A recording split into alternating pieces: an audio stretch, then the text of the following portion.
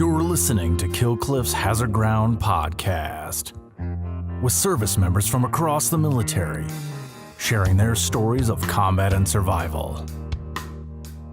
And now, here's your host, Mark Zinno.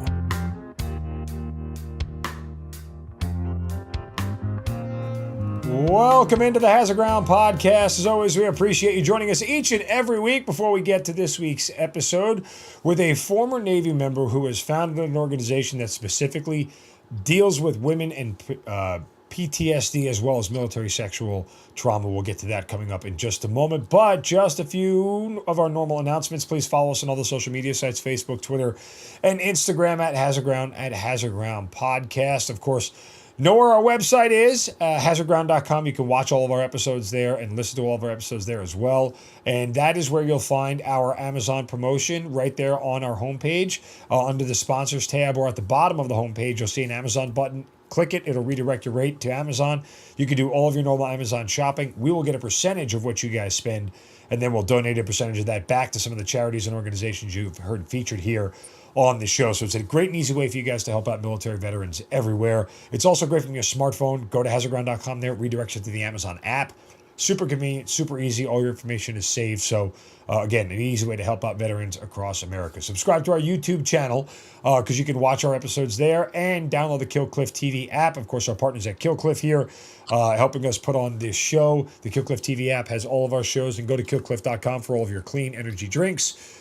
Some of the best products out there, and proceeds from Kill Cliff go to benefit the Navy SEAL Foundation. Again, killcliff.com for all your clean energy drinks. That brings us to this week's guest, who sort of is related to our guest from a few weeks ago, Lucy Delgadio, who told her amazing story about what she went through in the military.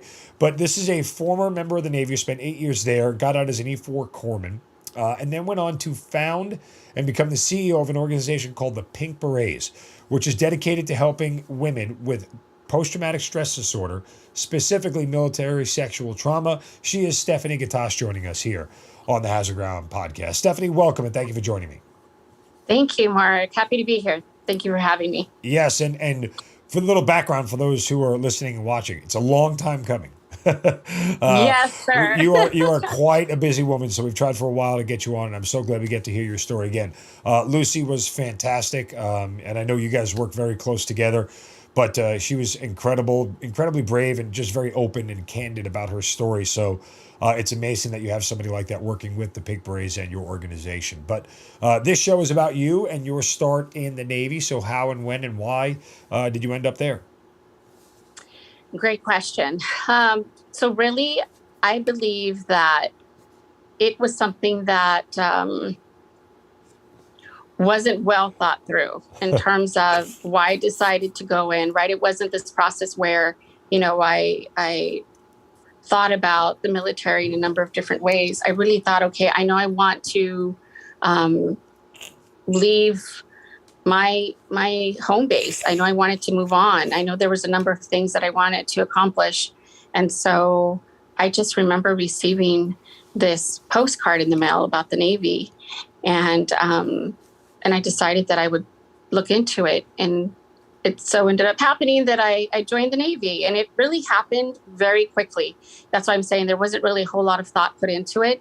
I did have two grandparents who served in the military.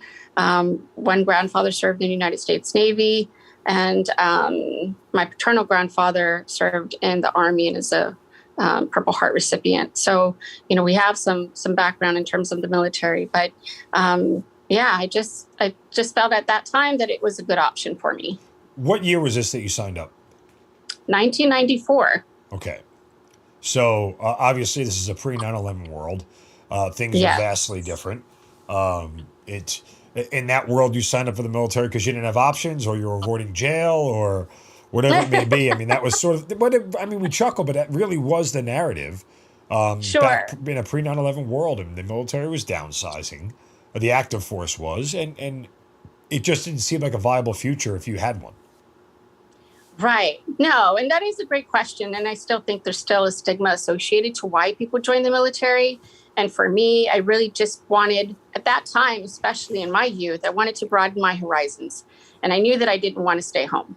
So for me, the best option was to leave. And this was the best way to really just, no pun intended, jump ship and move on to another one. So yeah, no, definitely not avoiding jail. I think that I was very meek moving into the military environment. So definitely very different, nothing that I would have ever expected. But I think it definitely shaped me into the person I am today. There's no question. All right. So from that standpoint, did you have any idea what to expect when you got in the Navy? I really did not. I can tell you that it was truly a shock to my system. I grew up in a strict family environment. I had two older brothers who were extremely protective. So, moving into the military environment was very different. And I had to adapt very quickly. But I also shifted into an environment where they had not yet acclimated in terms of bringing men and women together. So when I was sent overseas, I was put into a subtender. It was the USS Simon Lake. And they let me know that they were just starting to integrate women with the men. Oh, wow. So it was definitely a very different environment because the men weren't used to the women being there. The women weren't used to having to be subjected to what the men thought of us being there. So there was, I want to say in the very beginning stages, it was pretty challenging. For me, I was dealing with a number of different personalities from all over the world. And so you had to adapt, and you had to adapt quickly. Your first couple of weeks, did you think you had made a bad decision, whether it was boot camp or when you got to, did you go to the fleet at that point and when you got to your ship? Did you think you had made a bad decision? I want to say, yes. I thought, what the hell have I gotten myself into? Like, this is not at all what I had envisioned. And that might be the case for a number of people, right? We see the commercials, we get the postcard, we hear stories from our recruiter, and it's their job to really amp up what it is you're going to do in the military. But, there's no question that for me, serving my country and being able to come in and partake in protecting our country was a big deal for me. But I can tell you that it was not at all what I had expected. No, there's a lot of animosity, that's for certain. Nobody was, I think everybody at that time was really trying to figure out how to work with one another. And in the midst of trying to understand how to work with one another, there was really just this back and forth pull on, how women should be treated in the military or how women should be accommodated, especially when you're overseas. Women were being sent back to the States once they learned that they were pregnant. There wasn't any facilities to accommodate any type of healthcare when it pertained to women. So, I can really kind of just focus on a number of different things that could have been better. But I fast forward now, and we're still facing a lot of those challenges. But I can tell you, as boots on the ground at that time, I saw it firsthand. I knew what that was like. Yeah, and I guess I'm wondering, day-to-day life there, did you begin to feel like you didn't belong or you didn't fit in? In the beginning, yes. But I can tell you that I quickly learned that I had to be on the defense. And I had this conversation not too long ago with Stacy Pearsall, where we had this really in-depth conversation. Former previous guest on the Hazard Ground podcast. Oh, she's amazing. Yes. I look up to Stacy. She is an amazing and accomplished woman. So, we had this similar conversation where I told her, you're going alongside your brothers in arms and your sisters in arms, and your expectation is that you're going to move forward together. You're going to fight together. You're going to protect together. But I said, oftentimes I felt like we were defending ourselves from one another. I became very combative. I felt like I entered into situations that I should not have entered into, not by choice. I felt that there was a real thought process instilled in you very quickly that it was a survival survival of the fittest, I guess is the best way I can describe it. If you can't survive being there, you are going to be sent back. If you can't survive being there, you're going to be kicked out. So it's almost like you were fighting to prove that you were worthy or that you should be there. And this was your military too. Was there a internal struggle for you in that fighting to prove that you belong there, to do it, to prove to yourself that you belong there, or just to prove to the guys that were there who didn't think you belonged there? Like, I mean, or is there a difference between the two? No, there's definitely a difference. I can understand what it is that you're asking. And I can tell you that it was both. I did struggle internally, emotionally, mentally. Not so much physically, right? Because I was definitely a lot younger then, but also to prove yourself. But I found that I had to talk to them the way that I was being spoken to. So if it was, get your fucking ass up on deck and get shit done, then it would I would respond with, well, when you ask me the right way to get out there and do what I got to get done, I'll do it. Otherwise, I'm not moving. And it was just constant, this thing where it was an alpha world. You had to really find your place. And if you didn't find your place, then they were going to make sure that you were a target. And so I had to really show my strength. And that wasn't easy. That wasn't easy at all.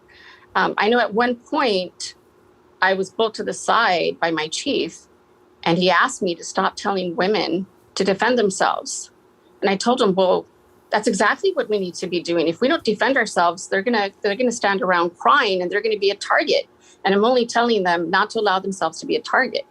And that's what you felt like, is constantly having to prove that as a woman you belong in the military, and you could work just as hard and you could serve your country just as much as they could. And so it was definitely a struggle within, but also, again, to prove you're a survivor and that you're somebody that can overcome. When you say protect yourself, did you mean physically, emotionally? Like what level of protection are we talking about?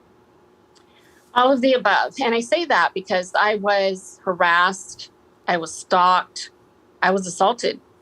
And I can tell you that there wasn't a time where I didn't feel like I always had to be on high alert. Because after things happen to you, you feel like you have to constantly be looking over your shoulder. You have to just learn ways to deal with what's happened to you. And back then, there wasn't really this huge understanding associated with being assaulted. Right. And I would learn of it happening to other women. So for me, it was like, is this the standard? Is this what we're supposed to be accustomed to? Is what we're supposed to face? So there was a lot of struggles.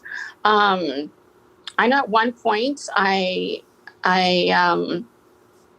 entered a fight, and I left my watch station. I was supposed to be on duty, and I left, and I got into an altercation, and then I ended up being locked up for 30 days. Well, then that ended up heightening my experience, because for me, again, it was always fight, flight, or freeze. And I was always in fight mode. That was the best way that I could describe it. So as you can imagine, when things happen, some people respond differently to their traumas. And my response to my traumas was to fight. And so I think for me, that just made things worse. So I would excel because, again, I was always trying to prove myself. But then I would get dropped in rank because I was combative and I was not assertive, but aggressive. And I think that when you're working so hard to prove and to survive and to thrive, I mean, all those things at some point come to a head. Sure. And it did for me. It did for me. When you say a fight, I mean, you mean like a fist fight? Correct. You got into it? Like, can you clarify? Just give me whatever you're comfortable with as far as the example is concerned. But like, what do you mean? How does this all go down? You left your watch to get into a fight, or you left your watch to start a fight, find a fight? Like, help me out here. I left because I was told that there was a group of women who were planning on attacking one of my very close friends. And close friend, so male friend, or close friend, female friend? Female friend, a close female friend that I was serving with.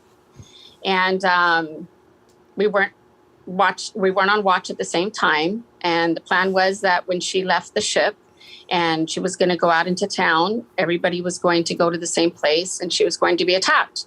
And so when somebody let me know this was going to take place, I decided that I was going to leave and make sure that didn't happen. And so for me, I showed up where they had planned on showing up, and we all entered into a brawl. Wow. Who won? I like to say that I did, because I ended up being the one that they targeted and ended up at captain's mast. So yeah, I was essentially the perpetrator, but really I was more the protector. For me, it was about, again, making sure that my sister wasn't attacked. Sure. And I don't know that I would have been okay with me knowing that something was going to happen. Something had happened, and I just stayed watching, at my duty station. In retrospect, do you wish you had called someone and said, called your superior and said, "Hey, chief, this is going to go down. I've got information on this. Can we stop it somehow? Can I leave and go?" Or is that just one of those youthful piss and vinegar, I'm just going to handle this stuff myself? In retrospect, the Stephanie now would definitely do that. I mean, I think, going into the military at a young age, there's a vast amount of immaturity. And I can tell you, definitely didn't think through it. It was really just a reaction to what I had learned. But in hindsight, yeah, I would have definitely said, okay, there's a better way to handle this. And there's a better way to make sure that this could be addressed. Because I got into a lot of trouble for that. And, thankfully, I still discharged from the military honorably. But, I wish I didn't have that stain on my record that reflected, that I wonder. I got in trouble. Yeah. Stephanie, I wonder, just on the surface level, the concept of fitting in and proving them wrong and proving to yourself that you could do it. On one hand, some of those actions seem counter to that, right? If you wanted to fit in and you wanted to show people that you belonged, well, bucking trends and leaving your watch and doing all this other stuff is the behavior that some would consider counter to trying to belong and fit in to the way the military wants you to and the Navy wants you to. Did you ever have to reconcile those differences, or did it come later on in life that you did? I feel like it came later in life. I really do. And I think that that's why I really work to help people understand, what they could possibly be subjected to, and that there are ways to address it and there are ways to prepare yourself for it. I wish that I was more prepared going into it. But again, I was more reactive than proactive in terms of really preparing myself for what's to come. Right? I had nobody to really thoroughly explain what it is that I would be faced with. What does the military environment look like? Without kind of that basic information that they give you firsthand, I don't think that I was prepared. So I think today we do a much better job of preparing people when they're entering the military. But there's also a number of things that we have to fix in the military system. So, there's so much that you could prepare people for now versus then. And then you also have social media. I mean, we didn't have social media then. In some cases, really thank God, right? Age, but in some cases, thank God. Yes. Yeah, I mean, you had mentioned earlier that you had been assaulted. I assume you didn't report this to your supervisors? I reported the individual prior to being assaulted. And for what? I had went to the military police because I was being followed everywhere. Okay. And I noticed that I was being followed. By the individual? Or just you noticed you were being followed in general? I noticed I was being followed in general. Okay. And so for me, I thought, okay, at one point I stopped and I told this individual to stop following me. And I became very aggressive in terms of, spewing all these derogatory words. I was cussing at him and telling him, that he needed to leave me alone. And so when that wasn't happening, I went to the military police and I explained to them, like, listen, I'm uncomfortable, leaving here at night and then noticing that I'm being followed by the same person. And I said, in this last time that I asked for him to leave me alone and to stop following me, his words were, I just want to make sure that you're okay. And so, listen, this wasn't someone I hung out with. It wasn't someone I was friends with. We just happened to be serving in the same place. So it became extremely uncomfortable. The other thing that, women take responsibility when things like this happen. And I say take responsibility in that when I was assaulted, I had been drinking. And it was a classic case of being at the wrong place at the wrong time. We had a lot of house parties. There was a number of ways that we tried to just really forget about where we were and what we were doing. And so to wake up and find that somebody was on top of you is not the way that you were expected to be treated. And it's not, especially not in the military, right? Because again, you're not supposed to defend yourself against one another. You're supposed to defend your country from the enemy. And so this for me was a wake-up call. It was a big wake-up call. When you look back on the assault, well, knowing you can't prevent it, obviously, before it happens, but Right. Are there moments throughout the whole ordeal where you start to think and feel, if I had just done this different, I might have gotten different results. If I had just not gone to this place, whatever it was, when you look back on it, is there any of that for you? There's definitely regret. And I wish I had not drank as much as I did. Right. And then when I look back and reflect, and I still do to this day, I mean, it's not something you forget. But I do think it shapes you to the person that you are. And I do think that it makes you a stronger individual. But I can tell you that, yeah, I definitely have regrets. I have regrets in how I handled things. I have regrets in that the way that I thought I should address, the way that I felt was to drink it away, to drink my problems away, to drink my thoughts away, to drink my feelings away, right? So I just wish I would have been stronger in that sense and not succumb to drinking as much as I did. You had mentioned that you had reported him before the assault. Did you try to go through military channels after it had happened? Yes, I went back to the military police and I had explained what had happened.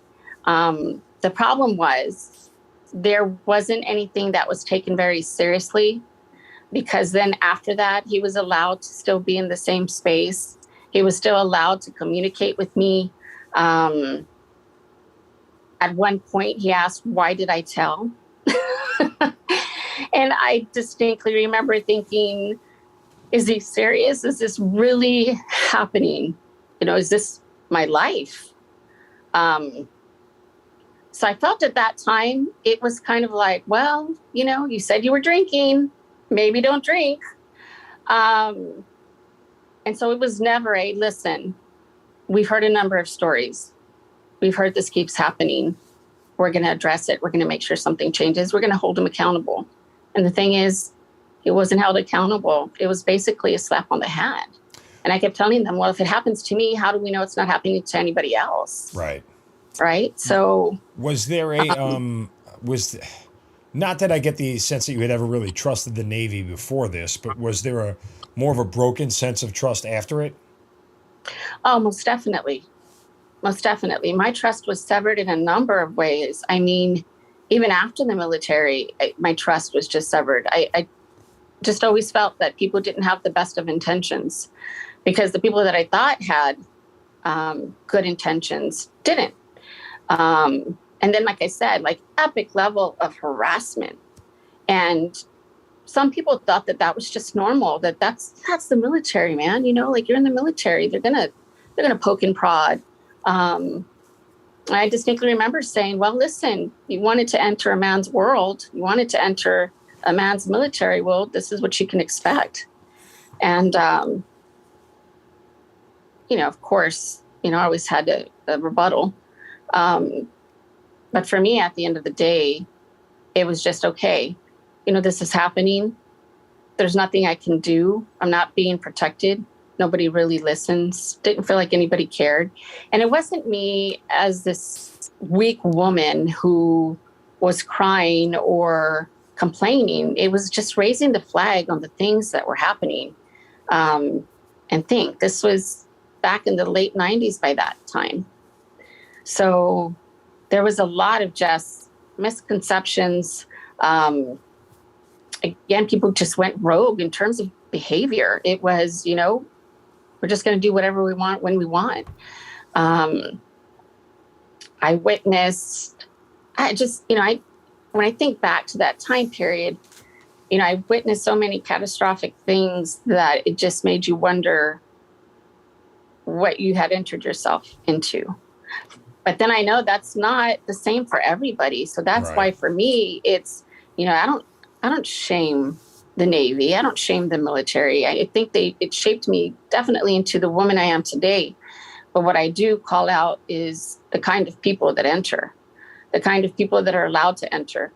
The military can't continue coming under scrutiny when really you have to evaluate who is allowed to enter the military to protect our country, and are they protecting others alongside them in the process? So yeah, I can tell you that, if there's a number of things I could have done differently, most certainly. There's so much that I wish I could have done differently. But again, if I hadn't had those experiences, good and bad, I would not be the person I am today. I would not do the work that I do. I would not make it my life's work to ensure that laws change or that certain benefits are applied for women that have been traumatized. And men too. It doesn't just happen to women, it happens to men. So for me, it's just become my life's work to ensure that there's change and that the narrative changes as well. And that we really expose those that should be following the rules as it applies to the military. And that we should ensure that people are protected while serving. It can't be just, listen, you're serving your country, you're protecting your country. But what are you doing to protect me? What are you doing to protect me so that in the process, I'm being the best person that I can be to serve my country? I'm doing the best that I can do, and I'm excelling, and I'm thriving in a military environment. And obviously, I'm here. I proved that I could make it. Right. But it didn't come without consequence. Was that the only time you were assaulted while you were in the Navy?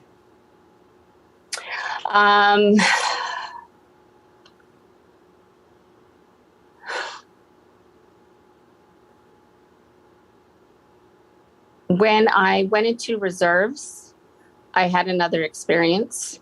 It took me years to talk about the things that had happened, just because I had prided myself on being somebody who would always be watchful because of an experience that I had. Sure. In this particular experience, I was in North Carolina, and I was working at Camp Lejeune. And I just distinctly remember telling a friend of mine that we had to leave because I was feeling really dizzy, and I had just one drink. I wasn't someone who was just like, yeah, let's balls to the wall. Let's make a night of it. We're going to drink all night. I just distinctly remember saying, listen, I've only taken maybe a few sips and I feel like I'm going to pass out. So for me, it just reminded me of everything that I had experienced before, just because this time it was different. This time my drink was laced. Once they picked up my drink and they looked at the bottom of it, it had these white granules. And so she was like, we've got to go. I can tell you that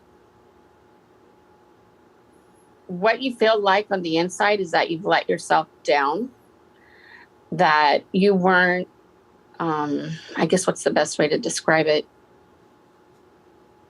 You're supposed to be this person of strength and you let your guard down. Right. And when you let your guard down, you get assaulted.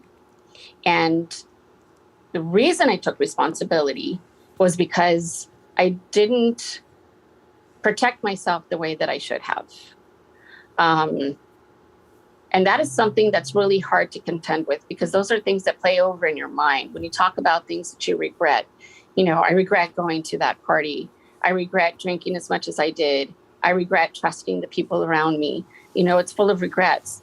But then on the other hand, I think, okay, I've reflected on the things that I could have done better, but what can I do now to make sure that someone like myself has a better outcome? Someone like myself understands, listen, it's okay to drink, it's okay to have fun, but make sure you have your battle buddy with you, or make sure that you allow yourself, certain parameters so that you do get back home safe, or you do get back to your destination safely. There's so many things that I feel I've learned from the experience, aside from the trauma, that I can teach to others.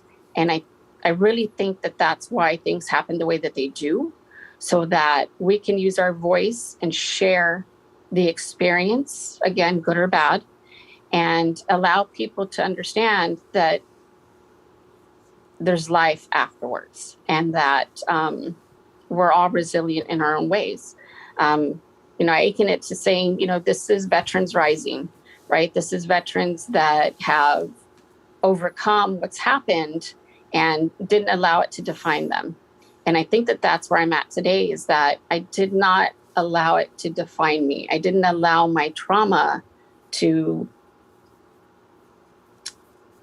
allow me to decide what my life would look like. Right. Right. I had to decide that.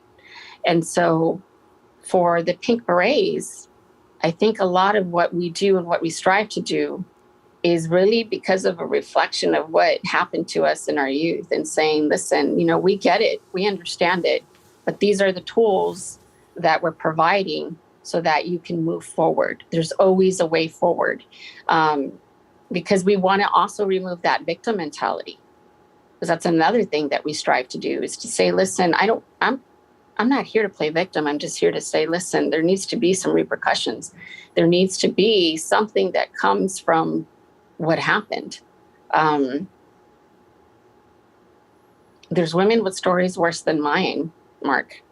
And I can tell you that, there's an indifference. And what we have found ourselves doing this entire time is fighting for that change. And that's a lot of what we do within the Pink Berets. So I want to get to that in a moment, but you mentioned the second time you were in the reserve. So when did you leave the active Navy? I left in 98. Okay.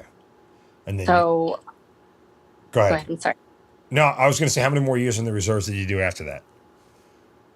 I did 2 more. Okay. 2 more collectively. All right. So, yeah, and it's an interesting time, right? Yes. Because military sexual assaults were on the rise at that point in time. That was my active duty time as well. And it's weird. I never heard anything about it while I was on active duty. I heard more about it when I left active duty and went to the Guard than I did on active duty. But how quickly after you leave the military altogether, you leave the Navy altogether, do you come up with the idea for the Pink Berets, and what does that look like? Did you have a plan after you had gotten out to do anything like that, or you just kind of working? No. As a matter of fact, it took me a while to recognize that I was struggling with post-traumatic stress. It took me time to realize that there was a lot of suffering going on that I was not dealing with. I just kept going through life thinking, no, I got this. I can take care of this. No, I'm fine. No, I'm okay. But there was something that my mom had said to me, and I've shared this on more than one occasion, that was kind of a wake-up call for me, was the military didn't send my daughter back home. They sent me the devil. And she didn't want me around for a while. She said I was extremely aggressive. I really got angry too quickly. I was just always, again, on the defense. I was always ready to fight. You couldn't look at me the wrong way. You couldn't say the wrong thing. I would just react in a way that wasn't normal. Yeah. And I think that when I came to the realization that I was in a downward spiral was when I recognized I needed to get help.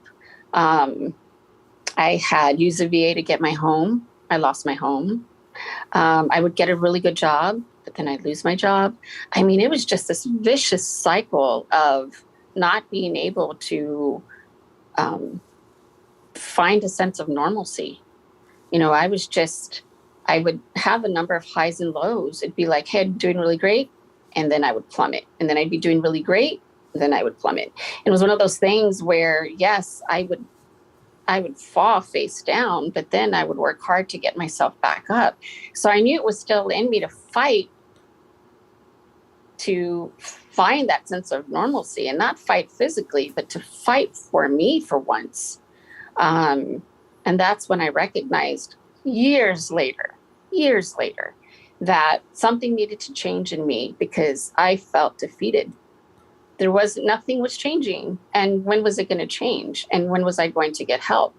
Because if I didn't get help, it was just going to be, again, a vicious cycle. I was never going to be somebody who at that time I felt was fit for society. And thank you, by the grace of God, that I didn't go to jail. But I mean, I had a couple of close calls, and, you know, I don't mind sharing these things. I'm not proud of them, but I also see how far I've come in terms of change because I did receive help. But again, you know, think about, you know, where I was in the military and how I responded there. And now think of me as a civilian. And, you know, I distinctly remember going out with some friends, and afterwards, this girl mouthing off to me about something. And I remember going back to my vehicle and grabbing a blade and getting out of my vehicle and going back towards her. Well, she ran into her car and she locked herself in it, her and her friends, and called the police. And I thought, like, wow, this is where I'm at right now. Like, who am I? Like, I was going to commit a crime, and for what? Because I refused to get help, because I was prideful, because I don't know what I was thinking at that time. But I tell you this just to show you were thinking, I will cut you. That's what I was. That's what you were thinking at that moment. I will cut you. Oh my goodness! But again, there's this thing where it again, you have an epiphany. That's what I tell people. You know, there's this wake up call that happens, and my wake up call happened, and it was like, I feel so defeated, and I need help.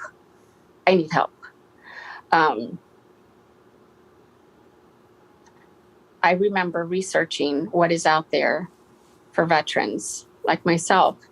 And I kept coming across programs that were specifically for men. Right. And rightfully, right, because they make up the larger percentage of the military. So for me, it was like, okay, that makes perfect sense. But what about for women like me, right, that have been through the things that I've been through? Think about it too. Then in 2015, there wasn't really much out there for women. There wasn't a conversation centered around PTSD and women. We were still having a bad conversation about how to deal with sexual assault in the military at that point in time. We were still having the wrong conversation back then. Yes. But I also remember bringing up a conversation about military sexual trauma, and it was like the elephant in the room. People became uncomfortable. They didn't want to talk about it. No, not ready for that. Too much too soon. It's like, well, no, we need to talk about it. And this is why. And I remember repeatedly sharing the reasons why this organization needed to come to fruition and getting pushback. You know, I had some people say, oh, that's never going to go over well with people. I don't know that people are going to support this. Good luck. I mean, an all women's organization focused on women and PTSD. Yeah, no, I don't think it's going to happen.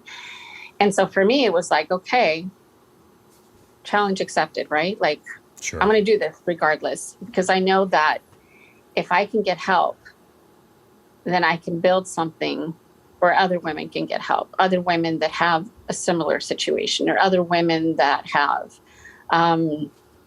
been in a downward spiral, who haven't dealt with their trauma, who are looking for various ways to do it.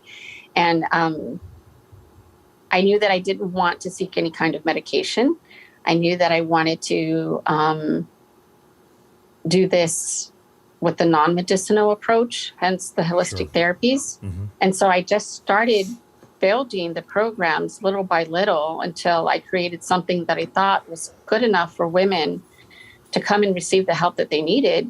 And really, I mean, if you think about it, I just became a salesperson on why this could work and why this could be very meaningful for the women out there. And then I also thought, will it work? Will women find that this is something that they could use to receive help, to mm-hmm. be on this journey to heal? And so I did it in 2015. I filed the name for the Pink Berets and I started building out the programming. And then in 2016, I filed for a 501c3 and started launching the programs for. I want to dive into it a little bit. I think it's very apt what your mom had said, that they sent you back the double. Because we say it all the time on the show in relation to combat, that anybody who goes to war, whether you got shot at or blown up or you did or you didn't, the person you were before that experience dies, and there is a new person that comes home. That experience changes you forever. And military sexual trauma is no different than that. It is a life-altering experience from which you can't undo the things that happened. And so I think it's a really apt description from your mom, because to a certain extent, when studying PTSD, at least from a military standpoint, whether it's combat related or MST related, you're dealing with somebody who now has to redefine themselves from start to finish. And to your point, everybody deals with that in a much different way. You chose to drink and, cut up biatches when they stepped in front of you.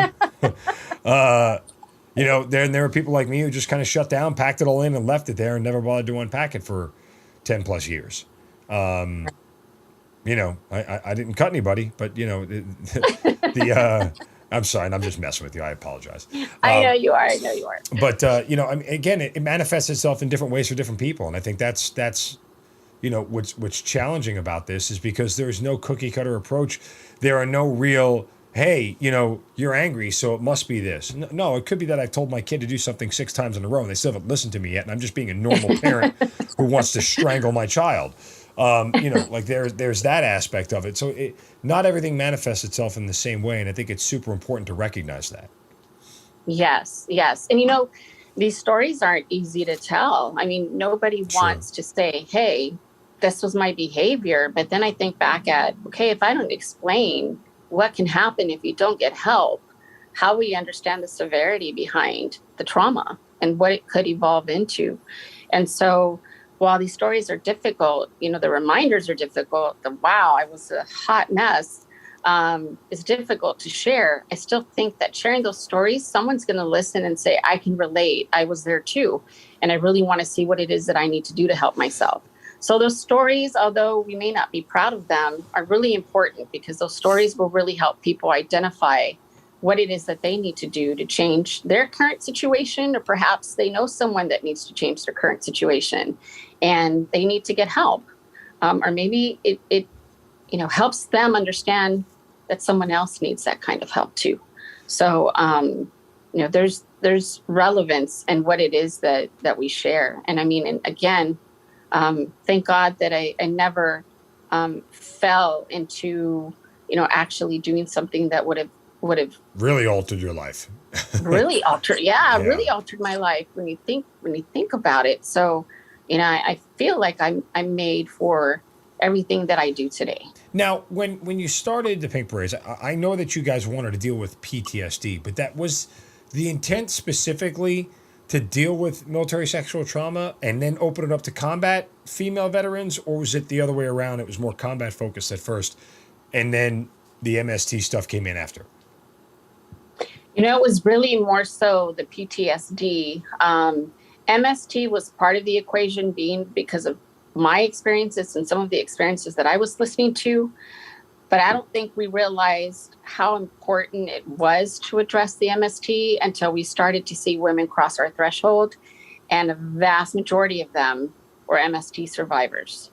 So what we thought initially, okay, the PTSD, the traumatic brain injuries, that was something we wanted to address as well. Yeah. Because that fell in line with the combat veterans. So MST just really ended up highlighting a number of things. So it's almost like, somebody who has a disease, and then of that disease, there's all these comorbidities. So we look at that the same way with PTSD. You have PTSD, so you're going to have depression, you're going to have anxiety, and inevitably the women that have PTSD have been assaulted in some fashion or harassed, whatever the case may be. Everybody's story is different. But I just remember thinking, I was not expecting for it to be a mass problem the way that it became, hence the work that we ended up doing in DC, right, in terms of advocacy. So it really just opened up our eyes as to really how big the issue was. I don't think we realized at that time exactly how big the issue was until the women that were coming through the organization shared that this is what it was they needed help with.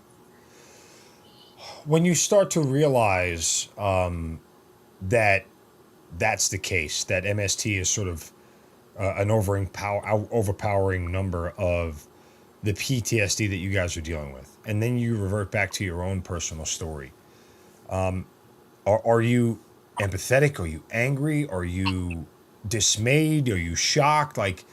Because to me it feels like, and again, I'm on the outside looking in. Obviously, I've never been assaulted in that manner, but it's one of those things that feels like I would be furious if I had women walking through my door and I worked for the Pink Berets and trying to help people with PTSD, that was the majority of what I was dealing with, especially considering it had happened to you.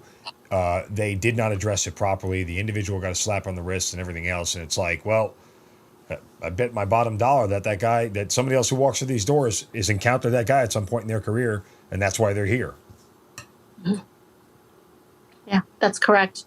And yes, it is. I tell people it's still difficult today to listen to the stories and to shoulder a lot of what you know, because also think the women that report the stories to us, that come to us for help, it's really difficult because they still haven't reported it. We have women that say, listen, this happened to me and I'm just trying to work through it. I don't know how to work through it. I'm having triggers. I need something to focus on. And so a lot of what we do, obviously, is for them to be in the present and to focus on themselves and on healing.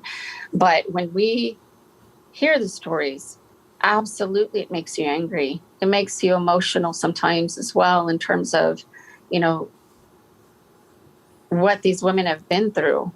You have women that now have children as a result of being raped. And so for me, it just really helps you understand the issue was far more severe than you originally thought it was. And then you think, okay, I have become definitely much more empathetic. But it's like they say, if something doesn't change, it doesn't change. And so you have to be proactive in terms of saying, okay, listen, we are getting a large number of women coming through this organization. And of that number, X percentage are MST survivors. And these MST survivors aren't walking through our doors saying, hey, I want to report this person. It's been so many years, but, I need help to understand what I could do. It's, listen, I just want to feel a sense of normalcy. I want to be a better mom. I want to be a better wife. I want to be a better sister. I want to be a better partner. Whatever it means to them in their life, they're looking to be better. They're looking to thrive. They're looking to just live a life that they're authentically meant to live. Not, we have some women that couldn't leave their home What kind of life is that? We have women that didn't think that they could work because they felt like they just didn't belong in society. I knew what that was like. So when you hear these stories, you also have to act as that person that can say, listen, it does get better. And there is so much more that you can accomplish, or you wouldn't be here. And you still have that fight in you. And I say, these women are strong. If they weren't strong, if they didn't have that resilience that resided deep within them, then they would not have signed up to serve their country. And I know that we've all heard this saying where we signed a blank check in the amount of our life, right? We knew what we were getting ourselves into, and we knew that we were willing to die for our country. But let's reverse that for a moment. Were those that we served with willing to die for us? So when you think about these people that have had the experiences that they've had, the work that we aim to do is to really help them refocus on becoming that person that they were before. Now, I know, much like you said before, you're not the same. That's true. But we're really trying to bring out that inner strength. We're really trying to make sure that these women understand that there is fight left in them and that there's so much that they can do. And a lot of what we ask is to pay it forward. That's why we don't, charge for any of our services. We remove the financial barrier for them to get help so that they get help. We plan a lot of activities so that they're really able to focus on themselves and really work through the trauma. But also to gain an understanding that there's women around them that have also had a similar experience, maybe not an exact experience, but a very similar experience that will allow them to understand that they have a support system. And a support system is huge within the Pink Berets as well. To be able to say, listen, you could call me at 3:00 in the morning and I'm going to answer if that's what you need. Mm-hmm. Or if you need somebody to come sit alongside you, we're going to do that. Or if you don't think that you can get through it anymore and you're having suicidal ideations, we're going to get you into a treatment center. Whatever it is that somebody needs, someone somehow in our organization has been there and understands. And, you spoke to one of those individuals. Lucy is powerful in her own right. And she's one of those women on our team that has the ability to really help women understand that they're here for a reason and that there's so much more that they can accomplish. Yeah, and you mentioned that whole thing real quick, and it just dovetails into MST, but you mentioned that whole idea of, we all, wrote a check up to and including our lives to the U.S. government. Like, look, I'm as macho and manly as they come, I feel like, but that's machismo bullshit. Like, and it's flawed thinking, because that's just not it's archaic. It's not our military anymore. What I did sign, what we all did sign now, is a contract that I will work my tail off for you, and I will represent you honorably and do everything that is needed to do to fulfill the military and the army or whatever it is mission that's fight and win American wars, and that includes give my life. I will do all those things, and you will care for me in return. We are on a two-sided contract, and the idea that everybody thinks this is a one-way street still, it's not the military that it is anymore. It's just not. A one-way street, it was the military that ignored sexual assault for decades because, this is what you signed up for, right? Like, that's asinine. It's just not the military that we're in anymore. And anybody out there who wants to tell me it's woke or this, whatever. Like, I've been in this organization for almost a quarter century. I understand the inner workings of it at this point in time. That's bad thinking. You have refused to change with the times that are in front of you. And a force that isn't willing to adapt, and leaders that aren't willing to adapt to the scenery in front of them, ultimately are going to be the ones that are going to be General Custer walking into oncoming gunfire. Like, that's just the reality of this situation. There is no other way around it. The organization in the outside world has changed faster than the organization can keep up with. And this whole mantra of, you signed up, is just stupid. It's just not what the organization is. We owe it. And this is why organizations like yours exist, because when I signed my contract over almost a quarter century ago and said, here, take my backside, stamp property of the U.S. government on it, and there you go. When I did that, it was a different military, and maybe some of that attitude was more prevalent, but still, the changes that have come, organizations like yours exist, and places that I've gone to take care of my injuries, visible and invisible, exist because they didn't hold up their end of the bargain. They thought it was a one-way street and said, well, screw it. When you're done, you're done. We're done with you. No, you owe it. I gave you 20 plus years. Now you got to give back to me. And because they're bad at that right now, the Pink Berets exist, right? Because they're pick any other one out there that you want. Project One Vet at a Time, who came on the show here. Any other organization that's out there that helps enrich the lives of veterans and gives them free. The Shepherd Center here in Atlanta, the Share Military Initiative. I mean, all those organizations have grants and they exist to help veterans because the government sucks at it. Yeah. Yeah.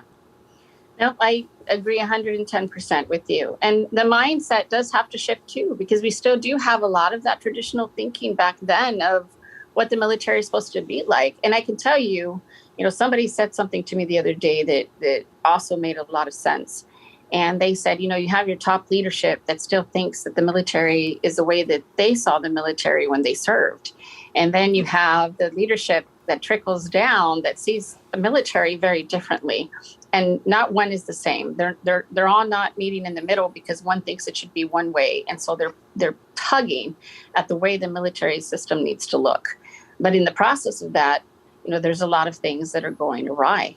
Yeah. There's things that aren't being fixed. And so that's why we said there's a huge systematic failure within our own military system, and we need to do something to fix that. Do you see women who come through your door who are still serving on active duty? Yes. I mean, and they're still being assaulted. Yeah, I guess I'm wondering, where does that work with you reporting it, or is this just an outlet for them to go through a completely non-related area to the military where they know it'll never get reported? Well, here's the thing. You still have those that are in fear of retaliation, right? But now you have TikTok. And TikTok has allowed people to have this platform to tell their story, to protect themselves. And it's a really unfortunate thing when you have a social media platform that people are trying to use to protect themselves because they're still serving, it's still happening, they're still being ostracized, they're being threatened. And so what good does reporting do in their mind, right? So they're going to report it to the masses. They're going to report it to the public. They're going to let everybody know. It's so strange. It seems like such a backward revolution of the way things should be. Absolutely, because for me, it's like, okay, now people are seeing all the flaws within the military, and that can't be good for anybody. And so for us, it's like, okay, we're still identifying that there's an issue. And then you get the Department of Defense report. I don't know if you saw the most recent one, but it is still the percentage of sexual assaults in the military are still on the rise.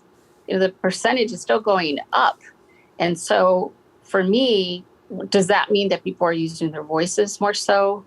And so now you're seeing an increase in that? Yeah, the reporting. Or is it they're reporting? Or is it that it is still happening as much as it was before? And if that's it, then yeah, we still have a huge problem. Yeah. And I think what really uncovered the depth of the problem was when the Vanessa Guillen tragedy took place. Yeah. And I can tell you right now that to me was the catalyst. And everything that people started to really open their eyes to, they thought, wow, this is a problem in the military? I don't remember telling me that. Is it really a problem? It's like, are you kidding me? Yes, it's really a problem, right? We're not even scratching the surface when we have this discussion. But then when the internal review took place and they really started to uncover exactly how deep and rooted this problem was, then people started to pay attention. Then people started to say, oh, we need to do something about this. And for me, it's like, well, why now? Women have been fighting for this to change over 20 years, closer to 30 years. Explain to me why, especially in this day and age, it's taken 30 years for people to realize that this was an issue. I'll ask this. Did you ever think in your wildest dreams when you started the Pink Berets that there would be members of your organization testifying on Capitol Hill in front of Congress, helping to alter and change laws on how the military prosecutes military sexual trauma? No, I didn't. I didn't. And I thought that that was where we really started to garner hope that this change was coming. And I distinctly remember having our social media manager at the time post something that change was coming, that it was inevitable, that regardless of what people wanted to take place, it's out there. And we all banded together with this grassroots initiative with other women across the country. And we wrote the policies that you see today in that Vanessa Guillen bill. It was that important for us to be able to go to this press conference and put the demands in the hands of the people that are supposed to be making those changes. And I remember people saying, you know, I was against this, but now I'm for this because I didn't know it was as big a problem as it is. And for me, it took a very horrific death of a young soldier for them to realize just how bad this problem was. So no, I mean, to see this happen, you know, years later, and to say, listen, since 2015, I've told you all this is a problem. Think about it. Since before then, when I served, Right. this was a problem. Absolutely. Right. But you know, and to part of vocalize me, it now. part of me is angry at the fact that we had to have a bill written to have non-military folks have to arbitrate and adjudicate this whole process. And I'm angry and disappointed because it was people at my level who routinely did the wrong thing and never pushed it or never aggressively looked at the facts and never did what was supposed to be done. And it's more that one-way thinking, right? Like that commander down mentality is that one-way thinking that all shit rolls downhill and everybody else just deals with it. That's the contract you sign. No, we're not on a hill anymore. You know, this is a flat road. This is a two-way street. And in a crazy weird way, like part of me is sad that as a commander, I never got the opportunity to deal with this because I would have never been light about it. And I've made that publicly known in front of my unit. I've stood in front of formations and, you know, have said routinely that I will, within the limits of my power, I will literally crush you if any of this goes on in my unit. Don't even think about it. Like I've even said, I will assume you're guilty until proven otherwise. All the facts and all the evidence and all the numbers are out there that says you're probably guilty. If you're going down this road, it's not a good road. And people can shun that sort of philosophy, and I get it and I understand it. But what I wanted to do is make it clear from the jump that you know, we've said zero tolerance for years, but nobody actually has ever followed through with that. Because if it was zero tolerance, we wouldn't have repeat things going on and on, right? If it was zero tolerance, by definition of zero, there wouldn't be any left. Well, there's plenty left. So that term got thrown around for far too long in the military. But for me, it's more about just setting a tone and a tenor from the beginning that don't mess with me. I absolutely will paint you into a corner and put you on the wrong side of this. Because it's just, it's such a denigrating thing, and it eats the organization alive from the inside out. And moreover than that, it's organizations like yours that we need now, because what happens is in that inside out eating, they can't heal with people in the same room or on a routine basis, right? Like I don't want to step too much into your lane, but they need to get out for a while and get away from everything before they can understand and start their own healing process. And when they come back to whatever unit they go to, again, it's the stunt double, right? It's the body double of somebody who's not the soldier, the sailor, the airman that they were before. And, you know, you still have those women. And again, like I said, you know, we get all walks of life in terms of, you know, the experiences and why they entered the military, you know, what was life like for them before they entered. But we still have some women that don't feel like they're worthy of help. And I struggle with that, because I had someone come to me recently and say, hey, you know, I told somebody about the Pink Berets, and And they said that they had reached out to you all and they attended one of your equine therapy events, but then, they just didn't feel like they could socialize anymore, but they really want to come back, but they just don't feel like they're worthy. And I'm like, what is there to feel worthy of, right? If you needed to take a break because that's what you felt was the right thing to do for yourself at that time, then you take a break. I said, we're always going to be here and we're always going to receive them with open arms. And we're always going to have things available for them to try to figure out what it is they need to be better. But that is the issue too, right? Really helping them understand that, we created this organization for them. We didn't create this to say, hey, come in, you want to report someone and go tell on them, we're going to do that. It's more about, listen, we're here for you to find a safe place to tell your story, a safe place to communicate what it is that you need to receive help. We make as many options as possible. We're building an archery team right now, and a competitive archery team, so that we give women the opportunity to, become competitive again and to show their strength and to overcome their trauma through sport. And so for me, it's identifying as well, what can we do? Because we're all so different. What can we do to really speak to what it is that they need to move forward? And that's really what this organization aims to do too, is, educate these women on what it is that they can do to help themselves through the process, but also, what it is that they can do to help themselves thrive. At the end of the day, we're here to help you move forward, not backwards. And nobody's going to shame you. Nobody's going to judge you. I call it a judge-free zone, because we want women to understand, the gravity of the situation, but how we can address it. But we're also starting a men's MST support group because we've had men reach out and ask if there's something that we could do for them.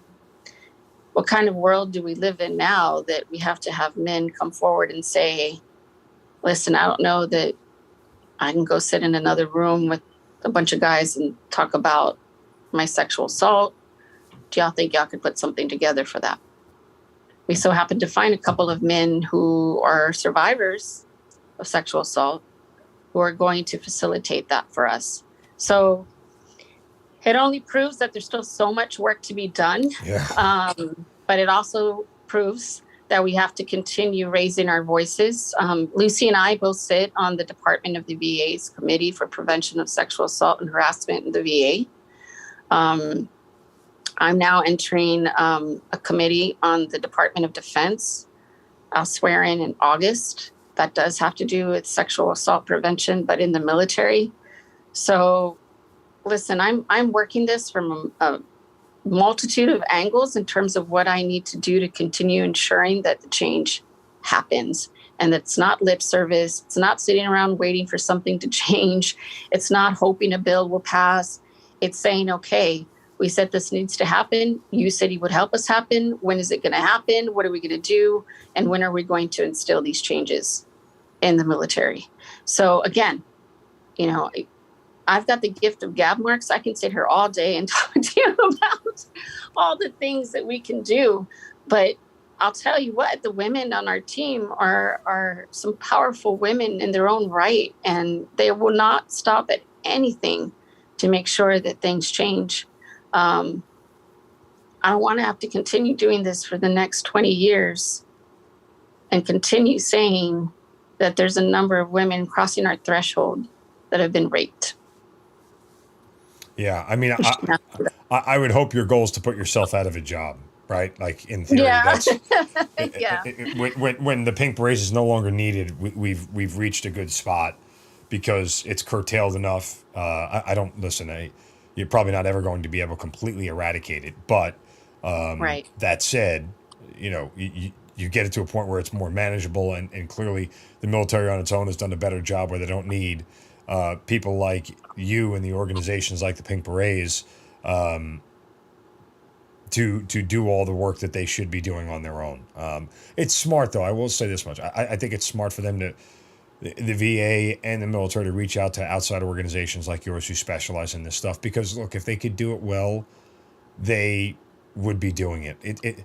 the military doesn't need to go anywhere to look for how to win wars, right? Like they have the strategic and tactical power to understand how to do that.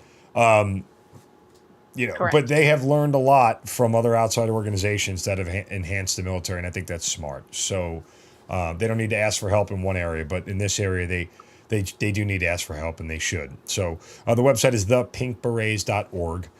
You can go there, you can donate, you can offer help and support and everything else. And I just, again, I'm overwhelmed between yourself and you mentioned Lucy Delgaudio, who was a previous guest on the show a couple episodes back, month or so back, whatever it was powerful with her story and shared it. And thankfully for you guys, and I say this to everybody, you might not know the name Specialist Vanessa Guillen without the Pink Berets. You might never know who that was and what she went through and the awful ordeal and her ultimately, her death that could have easily been swept under the rug. It'll be a Dateline episode at some point. It'll be a true crime podcast at some point, but we don't know that name without your organization. And so thank you for that, because it's so important that we all do know Specialist Vanessa Guillen, and we don't forget her. We don't forget that her and her family's loss, hopefully, is everybody else's benefit. Yes, sir. Thank you so much. I appreciate that. It has been great to talk to you. Thank you for being open and honest and resharing some painful memories of your own. But again, it's all in the name of a great cause, and certainly one that I hope continues to grow. So again, thepinkberets.org. Stephanie Gattas, thank you so much for being part of the Hazard Ground. Thank you so much, Mark. I appreciate it.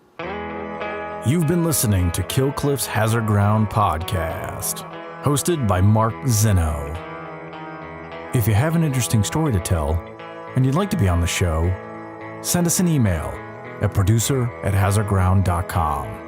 And if you like the show, don't forget to subscribe, rate, and review on Apple Podcasts. Thanks for listening. We'll see you next time.